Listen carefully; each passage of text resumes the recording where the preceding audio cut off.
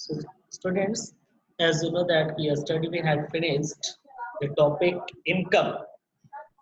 Okay, last topic was of yesterday's class income. Now today we are going to start profit. It is at 11. Okay, so now everybody is able to listen to me. Am I audible? Yes, sir. Yes, sir. Okay, Yes, right. sir. Very good. So students, now I'm going to start explaining what is the meaning of profit. As you had yesterday studied about the expenditure, expenses. For a common man, expenditure or expenses are same.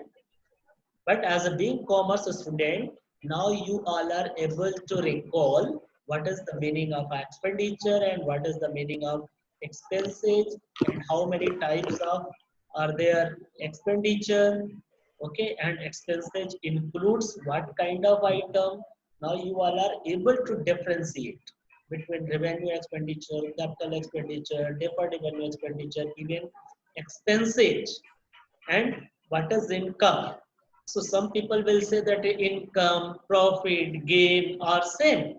But now being a commerce student, we must read it properly. We should differentiate each and every topic. If they are same, so why in accountancy language it has been given by different word? So this is why we need to study as a being commerce student. और general people तो कहेगा अरे income भी वही होता है, profit वही होता है, जनरल और गेन भी वही है, बट सबका मतलब अलग है. अभी कल आपने इनकम का मतलब पढ़ा.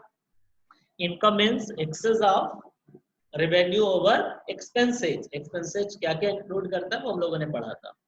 So today we have to discuss profit. So let me discuss. So this is saying that the excess of revenue means excess of income over total expenses. Total expenses yesterday we had discussed previous topic. So total expenses, that is cost of business entity for an accounting period, is termed as profit. Okay, so आप ये line याद रखोगे, the expenses of revenue over total expenses. The excess of यानी revenue means income.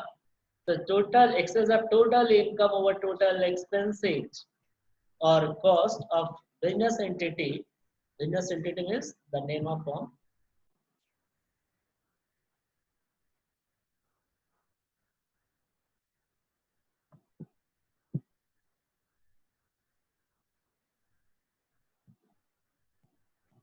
Sir आपकी आवाज नहीं आ रही है. अब आ रही है बेटा, अब आएगी. एक्चुअली देयर वाज नेटवर्क आपकी प्रॉब्लम. आवाज नहीं आ रही है. अभी आ रही है. ओके अभी यस आएगी. सर. Yes sir. हाँ, वो that was the network problem बेटा. वो हो जाएगा.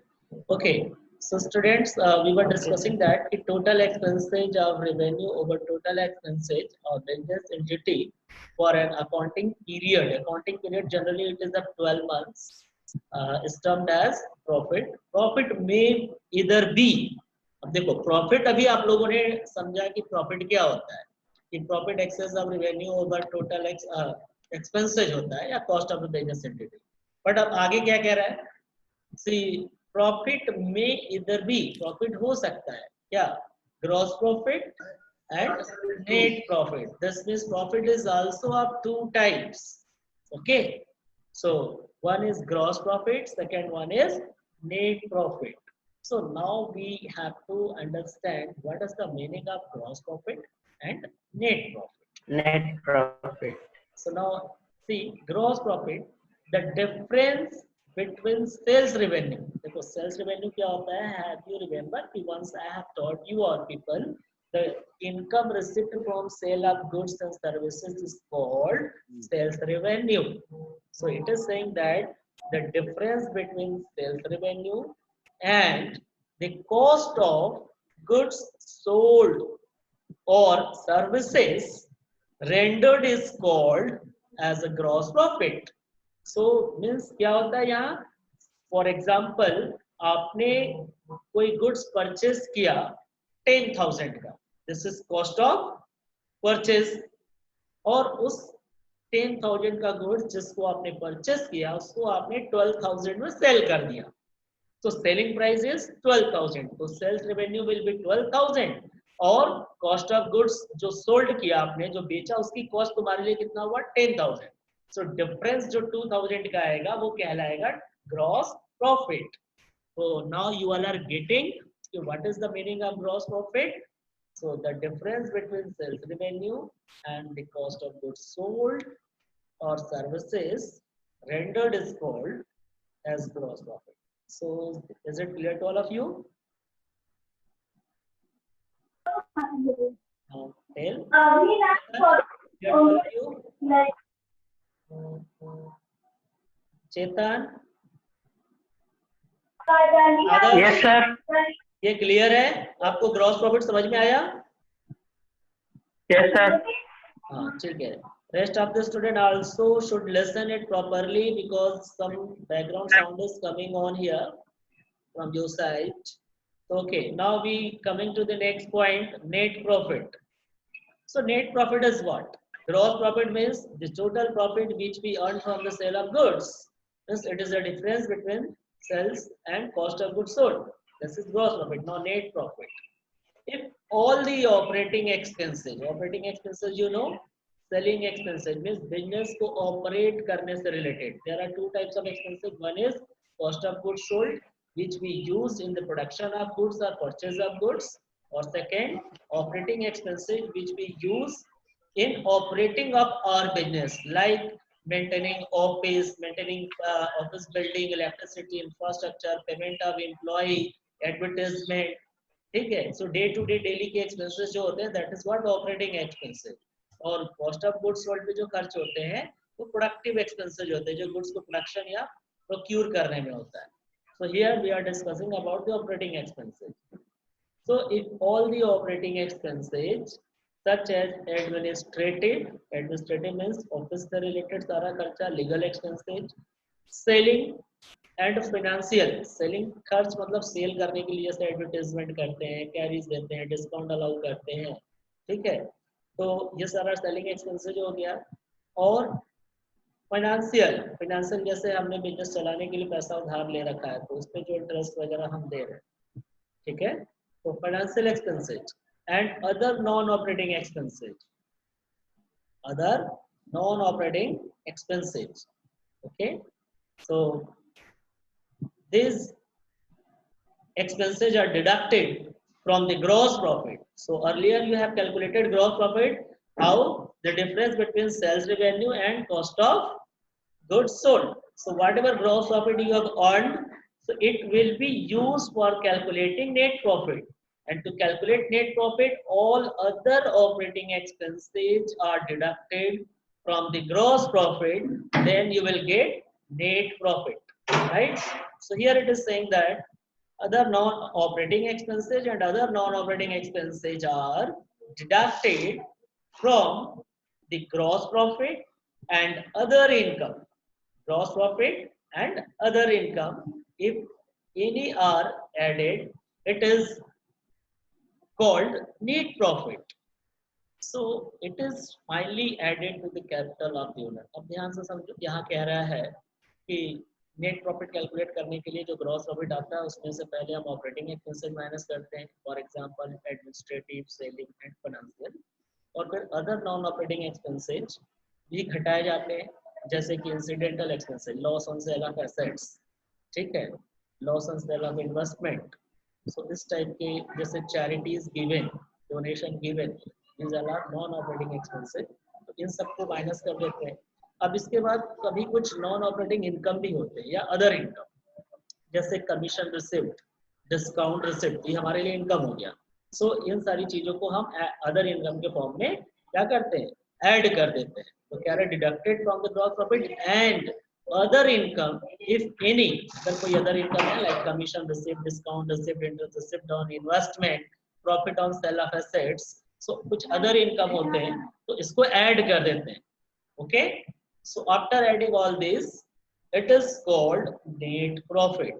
So समझ में आ रहा है कि ग्रॉस प्रॉफिट निकालने के लिए पहले सेल्स में से cost of goods sold minus करते हैं, देन नेट प्रॉफिट कैलकुलेट करने के लिए हम ऑपरेटिंग और नॉन ऑपरेटिंग एक्सपेंसेस माइनस करते हैं, then we add other income. So जो भी नेट प्रॉफिट आता है, देखो ये नेट प्रॉफिट जैसे नाम से ही पता चल रहा है, ये नेट प्रॉफिट शुद्ध लाभ यानी इसके ये फाइनल प्रॉफिट होता है। It will go in the pocket of the owner. So कह रहा है it is finally added to the capital of the owner, because owner business run करने के लिए कैपिटल इन्वेस्ट करता है, बिजनेस रन करने के लिए कैपिटल ऐड करता है, सॉरी इन्वेस्ट करता है, इस पर्पज से कि बिजनेस में उससे प्रॉफिट होगा, और जो भी प्रॉफिट होता है नेट प्रॉफिट वो उसकी कैपिटल में ऐड कर दिया जाता है। अगर से नेट लॉस आता तो कैपिटल से माइनस कर देते हैं। Okay, on the other hand if total expenses exceed, देखो सेम पॉइंट बता रहा है, if total expenses exceed revenue so it is a net loss and it is finally deducted from the capital of the owner. Okay, so student, so now you all are getting ki what is the meaning of gross profit and net profit. Net profit अच्छे से समझ गया, समझ में आ गया, बस net profit में sir last में थोड़ा नहीं समझ ठीक है, आया। मैं अब एग्जांपल लेके बता रहा हूँ आप सभी को, ध्यान से समझना। Okay students, now listen to my voice carefully. एक एग्जांपल लेते हैं, मान लो आदर्श, आदर्श है ना प्रेजेंट यहाँ पे? Yes sir. हाँ, यस सर। मान लो कि सभी लोग ध्यान से सुनना, Adarsh is going to start a business, general store की दुकान खोलने जा रहा है। किस चीज की? जनरल स्टोर की। General store. हाँ, अब जनरल स्टोर की दुकान खोलने के लिए इसने अपने घर से 5 लाख रुपया अपना जो रखा था वो बिजनेस में इन्वेस्ट किया। 5 लाख रुपीज आदर्श ने इन्वेस्ट किया। ये क्या हो गया? 5 लाख रुपया इसका कैपिटल। 5 लाख रुपया क्या हो गया आदर्श का? ये कैपिटल हुआ ना? कैपिटल। हाँ, वेरी गुड। अब ध्यान से समझना और जब पूछेंगे तो रिप्लाई करते रहना। सो 5 लाख रुपया कैपिटल हुआ। अब जनरल स्टोर की दुकान ओपन करना है इसे। अब वो 5 लाख रुपए में क्या किया कि पहले कि एक दुकान किराए पर लिया, उसका अपना दुकान नहीं था, मान लो दुकान किराए पे लिया। दुकान में उसने कुछ फिक्स्ड एसेट्स यानी फर्नीचर, रैक, ये सारा चीज बनवाया, काउंटर बनवाया, ठीक है। इस पे इसका लग गया 2 लाख रुपए। फिक्स्ड एसेट यानी कि काउंटर वगैरह, फर्नीचर, ये सारी चीज बनवाने में 2 लाख रुपए लग गए। फिर उसके बाद इसने एक एसी लगवाया दुकान में, कुछ ये बिलिंग मशीन मंगवाया, ठीक है, कुछ स्टेशनरी मंगवाया, और भी छोटे मोटे जो चीजें जरूरत थी, ये सब कुल सारी सुविधाएं की चीज, रेफ्रिजरेटर एक खरीद लिया कि आइसक्रीम वगैरह बेचेंगे उसी जनरल स्टोर की दुकान पर रखकर, फ्रीजर। तो ये सब पे 1 लाख रुपए और लग गया, इसका 3 लाख रुपए लग गए। सो 3 लाख रुपए तो लग गया दुकान को मेंटेन करने में। बचा कितना इसके पॉकेट में? 2 लाख रुपए। 2 लाख। Very good. अब इस 2 लाख रुपए में क्या किया? ये जनरल स्टोर की सामान खरीद लाया, ठीक है। 3 लाख रुपए में क्या हुआ? दुकान का मेंटेनेंस, इलेक्ट्रिसिटी वगैरह ये सारी चीजें लग गया, फर्नीचर, रैक, सब कुछ, सारी सुविधाएं लग गई 3 लाख रुपए में। 2 लाख रुपए में जनरल स्टोर का जैसे बिस्किट हो गया, टॉफी हो गया, टूथपेस्ट हो गया, ऑयल हो गया, सब कुछ रख लिया, ठीक है, 2 लाख रुपए में। तो 2 लाख रुपए में से का जो सामान लाकर इसने स्टार्ट किया बिजनेस, मान लो देखो प्रैक्टिकल लाइफ में तो जितना गुड्स हम रखते हैं पूरा दुकान पे एक साथ तो बिकता नहीं है, कुछ बच जाता है ईयर के लास्ट में। लेकिन अभी इजी वे में समझाने के लिए आपको हम बात कर रहे हैं। मान लो 2 लाख रुपए का जो गुड्स था, ये पूरा 2 लाख रुपए का गुड्स सेल कर दिया। सेल कर दिया कितने में? 3 लाख रुपए में। 2 लाख रुपए का जो गुड्स खरीदा था वो 3 लाख रुपए में सेल किया। तो अब बताइए कि इसको प्रॉफिट कितना हुआ? 1 लाख। ये 1 लाख कौन सा प्रॉफिट हुआ? Gross profit. Gross profit. Very good. अब बताओ कि 2 लाख रुपए का गुड्स 3 लाख रुपए में बेच दिया तो डायरेक्टली 1 लाख रुपए इसको मिल जाएगा? सोच कर बताओ एज ए बिजनेस माइंड। नहीं सर, नहीं मिलेगा। देखो कहाँ जाएगा, बता रहे हैं। अब इस वो सब 1 लाख कैपिटल रुपए में में से, अब ध्यान से समझो, 1 लाख रुपया जो हुआ है इसमें से अब ये बताओ कि दुकान कहीं घर में भी खोल कर बैठ जाओगे तो क्या सेल हो जाएगा बिना किसी को बताए कि हाँ तुमने दुकान ओपन किया है? पता चलना चाहिए। एडवर्टाइजमेंट हाँ, एडवर्टाइजमेंट करोगे तो मान लो एडवर्टाइजमेंट हाँ, करने के लिए तुमने 10,000 रुपए खर्च कर दिए, क्योंकि सबसे बड़ा एडवर्टाइजमेंट है, जो दिखेगा वही बिकेगा, है ना। जो नहीं दिखेगा वो छिपा रह जाएगा, बिकेगा ही नहीं। तो 10,000 रुपए एडवर्टाइजमेंट में कर दिया, जिसमें बोर्ड वगैरह, साइन बोर्ड और प्रचार प्रसार, बैनर वगैरह, पंपलेट और जो भी मीडिया तुम्हारे यहाँ अवेलेबल है अपने गुड्स को प्रमोट करने के लिए, दुकान को प्रमोट करने के लिए तुमने यूज किया। तो 10,000 रुपया लग गया प्रचार में। तो ये क्या हुआ, बिजनेस को ऑपरेट करने के लिए किया ना, सेल करने के लिए किया ना गुड्स को। हम प्रचार क्यों करते हैं? सेल करने के लिए। कुछ मान लो आपने अपने जनरल स्टोर में लॉकडाउन के केस में तो क्या किए कि कस्टमर को ऑफर किए होम डिलीवरी का। अब घर घर जाके डिलीवरी करवाए, किसी पर्सन को अपॉइंट किए थे, किसी पर्सन को अपॉइंट किया और एक गाड़ी पर उसको सामान रख रख कर सबके एड्रेस पे भेजते गए। तो अब बताओ, जो डिलीवरी करवाया जिसे कैरीज ऑन सेल्स कहेंगे, यानी जो सेल कर रहे थे उस पर ढुलाई भाड़ा हुआ, मतलब किसी गाड़ी पर रखकर भेजे तो उसमें फ्यूल लगा होगा, पेट्रोल वगैरह डीजल लगा होगा ना। Yes sir. तो ये सारी चीजों पे खर्चा तुम्हारा मान लो कि 1,000 रुपया हो गया, 1,000 रुपया आपका फ्यूल हो गया, राइट। जब 1,000 रुपया फ्यूल का खर्च हो गया, अब उसके बाद जिस पर्सन को तुमने अपने यहाँ रखा है दुकान पे, फ्री ऑफ कॉस्ट में तो काम करेगा नहीं, उसकी सैलरी दोगे आप। तो मान लो उसकी सैलरी 10,000 रुपया दे रहे हो मंथली, या सॉरी साल भर में 10,000 दिया हमने, मान लिया छोटा बिजनेस है, साल भर में 10,000 दिया। तो आपने 10,000 रुपया एडवर्टीजमेंट पे दिया, 10,000 रुपया आपने उसका सैलरी दिया, 1,000 रुपया आपने फ्यूल पे खर्च कर दिया, कैरीज ऑन सेल्स पे। अब कुछ कस्टमर को आपने मान लो कि चलो अच्छा कस्टमर का छोड़ दे और सिंपल टॉपिक लेते हैं। अब बिजली का बिल भी दोगे आप, दुकान पे इलेक्ट्रिसिटी रही होगी, बिजली का बिल मान लेते हैं 2,000 रुपए का हो गया, एसी वगैरह सब चला रहे हो, तो कितना हो गया अब 10 + 1 + 10 + 2 23,000 हो गए, ठीक है। अब दुकान का किराया एक साल का मान लो कि तुम्हारा 25,000 रुपये हो गए, 25,000 में किराया दे दिए एक साल का। तो अब जोड़कर बताओ कि इतना सब खर्च करने के बाद तुम्हारे पॉकेट में कितना बचा, फटाफट जोड़कर बताओ। सभी लोग जोड़ लीजिए और जोड़कर बताइए हमें, हम सुनना चाहते हैं आप लोगों से। 52,000। क्या क्या घटाया? 52,000। हाँ, very good, 52,000, very right answer. So ये 52,000 क्या क्या लाएगा? Net profit. समझ में आया? Net profit. हाँ, तो बिजनेस चलाने के लिए केवल गुड्स को खरीद के बेचना ही नहीं काफी होता है, उसको बेचने के लिए जो हम जतन करते हैं, जो उपाय करते हैं, जो खर्च करते हैं डे टू डे बिजनेस को ऑपरेट करने के लिए, वो भी हमारा ऑपरेटिंग एक्सपेंसेज होता है, ठीक है। तो उसको भी माइनस किया जाता है। तो समझ में आया यहाँ पर ऑपरेटिंग एक्सपेंसेज क्या है।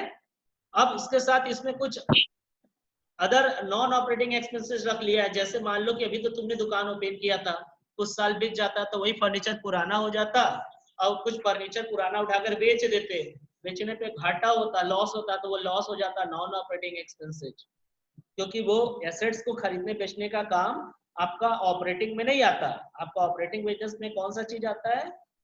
Purchase and sale of goods, न कि एसेट्स। एसेट्स तो हम वन टाइम परचेज करते हैं, नॉन रिपीटेटिव होता है, ठीक है। तो अब समझ में आया कि एक्सपेंसेस हो गया। इसी तरह प्रॉफिट भी, कभी तुमने गुड्स खरीदा, उस पर तुम्हें डिस्काउंट मिल गया, कमीशन मिल गया, तो वो इनकम ऐड कर देंगे अगर होगा तो, जरूरी नहीं है, लिखा इफ एनी आर एडेड, ठीक है।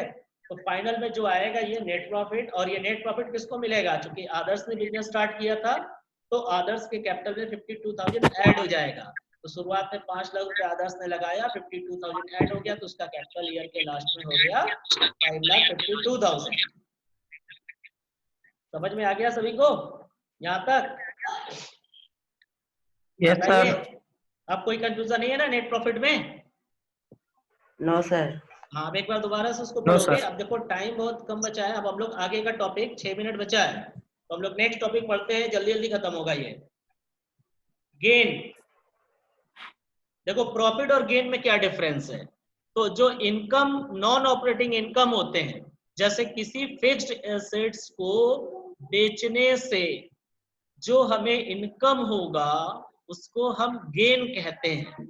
याद रखो, गेन, गेन्स आर, गेन्स क्या है, जैसा नाम से तो लग रहा है प्रॉफिट का ही पार्ट है, लेकिन यहाँ इनकम अलग है, प्रॉफिट अलग है। प्रॉफिट में भी ग्रॉस प्रॉफिट और नेट प्रॉफिट है, एक और प्रॉफिट होता है ऑपरेटिंग प्रॉफिट, बाद में डिस्कस करेंगे, अभी जो दिया है वही पढ़ेंगे। और एक है यहाँ पर गेन। सो कह रहा है gains are profit that arises from those transactions which are incidental, जो रेगुलर नहीं होते, incidental to the business. For example, profit earned on the sale of investment, investment means non-current investment, long-term investment, or sale of fixed assets. तो किसी furniture, building, machine, इन सारी चीजों को बेचने पर या इन्वेस्टमेंट को बेचने पर जो प्रॉफिट होगा, इस प्रॉफिट को हम लोग गेन कहेंगे, क्योंकि these all are fixed assets. So the profits in the nature of gain are of irregular, जो irregular income होती है, और of non recurring nature, ये हमारा गेन कहलाता है। यानी किसी नॉन रेकरिंग नेचर के थ्रू अगर हमें कभी प्रॉफिट हो रहा है तो उसे हम लोग गेन कहेंगे, ठीक है। और नेट प्रॉफिट में हमारा इनकम भी होता है, ग्रॉस प्रॉफिट भी होता है, नेट प्रॉफिट सब होता है, मतलब गेन वगैरह सब मिला दो तो प्रॉफिट में आ जाता है। इसीलिए नेट प्रॉफिट को हम लोग सब जोड़ कर दिखाते हैं। तो ग्रॉस प्रॉफिट अलग होता है, गेन अलग होता है, इनकम अलग होता है, और प्रॉफिट में तुम्हारा ग्रॉस सब आ जाता है, ठीक है। तो गेन तक समझ में आ गया? गेन समझ में आया सभी को? बताइए। Yes sir. गेन आ गया ना, चलो ठीक। अब लॉस, देखो लॉस क्या होता है, तो एक्सेस ऑफ एक्सपेंसेस, देखो इनकम का जस्ट अपोजिट लॉस होता है। इनकम कैसा होता था, excess of revenue over expenditure, ठीक है।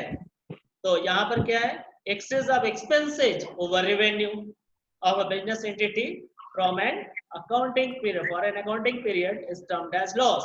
तो जैसे तुमने अगर 2 लाख रुपए का गुड्स खरीदा और उसको 1,90,000 रुपए में बेच दिया, ठीक है, तो लॉस हो गया हमारा 10,000 का, ठीक है।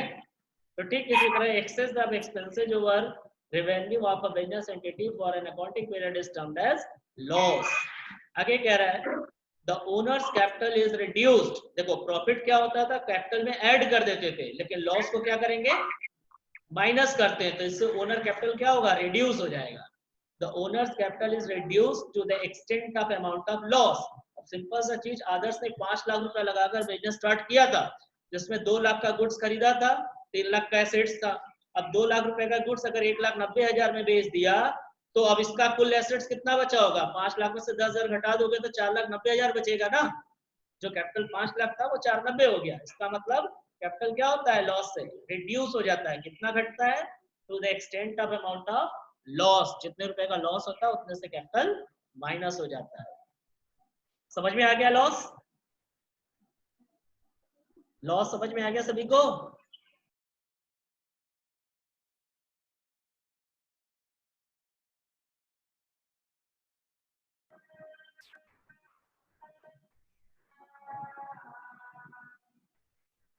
Okay, students, I think the time is very less, बहुत कम टाइम बचा हुआ है, फिर भी हम लोग देख लेते हैं। आगे कह रहा है the term loss is also used in another context. The term loss is also used in another context. वो क्या है context में, देखो आप, it refers to such activities of the business for which no benefit is received by the firm. तो एक तो ये भी होता है कि जो हम एक्सपेंसेस करते हैं उसके बदले में कोई बेनिफिट हमको नहीं मिलता, तो एक तरीके से जो एक्सपेंसेस किया वो हमारा लॉस हो गया। For example, loss of goods due to fire, आग से भी जलकर खराब हो गया। एक्सीडेंट और थेफ्ट, चोरी हो गया या एक्सीडेंट से खराब हो गया। So it is pertinent to note that expenses are different from losses. So देखो एक्सपेंसेस अलग होता है और लॉस अलग होता है। तो हमने अभी ऊपर क्या किया कि 2 लाख रुपए का गुड्स 1,90,000 में बेचा, तो ये एक्सपेंसेज यानी लॉस है। अब यहाँ कह रहा है कि loss of goods due to fire, incident और थेफ्ट एक्सेट्रा, तो ये एक अलग हो गया। So it is pertinent to note that expenses are different from losses. तो आगे कह रहा है expenses are incurred by the entity to generate revenue. Expenses वो होता है जो हम इनकम जनरेट करने के लिए खर्च करते हैं, while losses do not generate any revenue, जबकि लॉस से हमारा कोई इनकम जनरेट नहीं होता। आग से जल गया, चोरी हो गया, इससे हमारा क्या इनकम जनरेट होगा? या लॉस हो गया, हमारा 2 लाख का गुड्स 1,90,000 में खर्च कर दिया तो लॉस हो गया। लेकिन एक्सपेंसेस जो होता है वो हम इस पर्पस से करते हैं, जैसे 2 लाख का गुड्स खरीदा था आदर्श ने इस उद्देश्य से